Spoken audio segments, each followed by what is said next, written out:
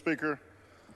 Members, there's been lots and lots of talk, social media and press around voter ID and how we all support voter ID, and this is an opportunity for us to prove it. We've heard that it's bipartisan.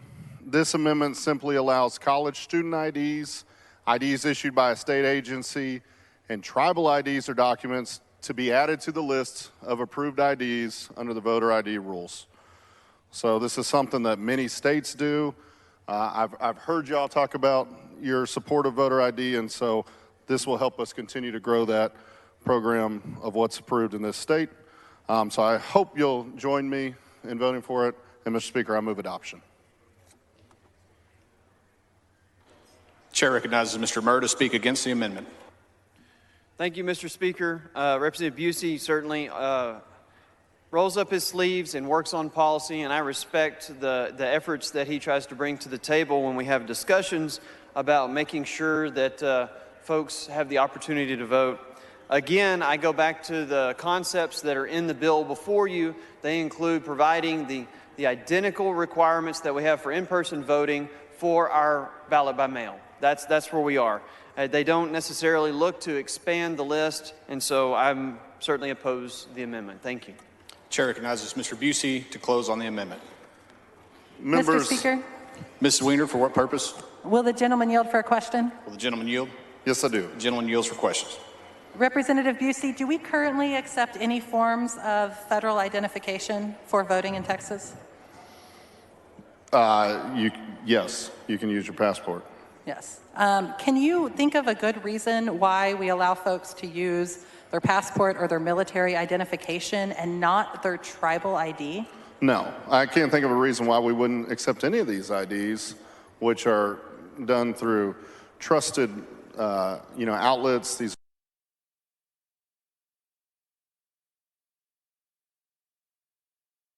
IDs that help identify who you are, which is the purpose. We're talking about student IDs, University of Texas, University of A&M ID, tribal IDs. I just don't know why we wouldn't want to do that. This is a way, the point of the ID, as I've been told, is to verify who the voter is. These are secure ID systems that would do the same thing. And I've heard over and over, even though this bill, and I agree with Chairman Murr, wasn't about voter ID, we hear that narrative in the press all the time and how so many members here support voter ID. This is one more way to continue to support it. Let's use our Texas A&M ID to vote. Yeah, as you said, this bill as it stands is really not about voter identification, despite a lot of confusion from the public. Texas already has one of the strictest voter ID laws on the books. Yep. Do you think this body should help the public out by making them right about this and accepting your amendment so this bill is about voter ID? If we put this amendment on, then this bill will deal with voter ID once and for all. So I hope we'll adopt it. This is just going to add to, if you believe in voter ID, this just adds to that same narrative. So Thank you for your amendment, Representative. Mr. Speaker, I move adoption. Question occurs on the adoption of the amendment. A record vote has been requested by Representative Turner of Tarrant. The clerk will read.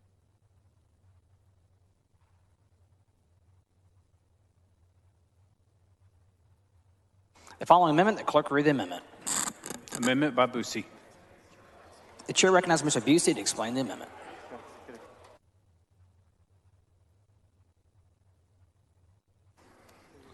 Thank you, Mr. Speaker.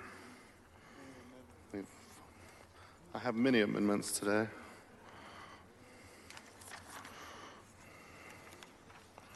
All right.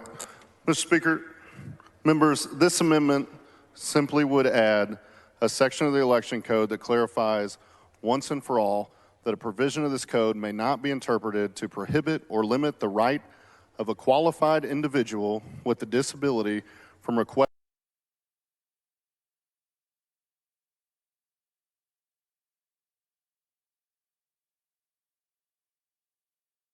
a reasonable accommodation or modification to any election standard, practice, or procedure mandated by law or rule that the individual is entitled to request under federal or state law. Under state and federal law, voters with disabilities have a right to a reasonable accommodation. This provision makes that explicitly clear and ensures we are not erecting barriers to voting for voters with disability. What we're trying to do here after hours of testimony from our disability community is ensure that we do nothing that would make it harder for them to vote. We've heard bipartisan support to make sure we're not infringing on the disability community. This is just a reasonable accommodation or modification for these individuals to be able to vote. Mr. Schofield, for what purpose? Will the gentleman yield? The gentleman yield for questions. Yes, I do. The gentleman yields. Mr. Busey, as the person who sits directly to your left in committee, I, like you, heard hours of testimony from members of the disability community about making sure that measures that we take to make our elections fair and to keep people from cheating don't impact their ability to vote. And I think you and I have the same mindset on that. But we also heard testimony about people using measures that we passed to make sure members of the disability community can vote to cheat. And that included folks who were glomming on to people in the parking lot and then assisting them when they got in. What can we do to make sure that this provision can go on the bill and can allow members of the disability community to get this reasonable accommodation, but doesn't open a door to everybody claiming that they're disabled in order to get to do this and not having the ability to verify whether they meet it or not? I am very concerned that we don't do anything that limits the ability of our disabled voters in Texas to vote. But again, we heard enough testimony that I don't want to open the door to other people going, oh good, this is a get out of jail free card for all of the reforms you put in. I'll just say I'm disabled and just start checking. As we had people, we had activists telling folks to apply by mail and just say, check you're disabled when they're not. What can we do to make sure that this applies to folks who actually have a disability? Well, I guess to that I would say I think we could trust our disability community to not abuse this. It's this not them rule. that we're worried about abusing it. It's the other folks. I think to that point, I agree with you. We heard that testimony, but what we didn't hear were, real convictions of these issues from Secretary of State or anybody. We just heard accusations. We didn't see any proof that that was actually happening and being done and being abused. Well, I disagree with that. And you're welcome to come over to my house. And anytime you do, you'll see cars speeding by my house and running the stop sign there. There literally are no convictions for that because no one's ever put a police officer there. So I'm all for making sure that our disability community doesn't have any impediments to voting. But we have to be darn sure that we're not using something we're putting something in our law that can be used by people to and I refer to it as despicable in committee. Sure. To take Let me ask you measures this. that we put in for our disability community and use those to cheat. This amendment says, let me just read it, the right of a qualified individual. So this is making sure And that how they will we are determine qualified on that? disability. Because we've been very careful not to ask somebody what their basis for claiming a disability is in So what as would you your recall. suggestion be? I'd be open to an amendment to the amendment. I think we've had several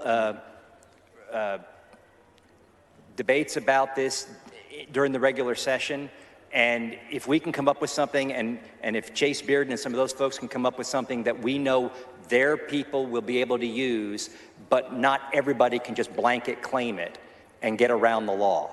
To me, that's a very important. It's important to make sure disabled people can vote, and it's important to make sure everybody's vote counts and doesn't get outweighed by a vote that's cast illicitly. Well, I don't understand how a registered voter voting would cancel out another vote. It doesn't say here what the reasonable accommodation is going to be. And any accommodation that we make, for example, drive-up voting, is supposed to be used solely by disabled voters to make sure they can vote if they can't get in.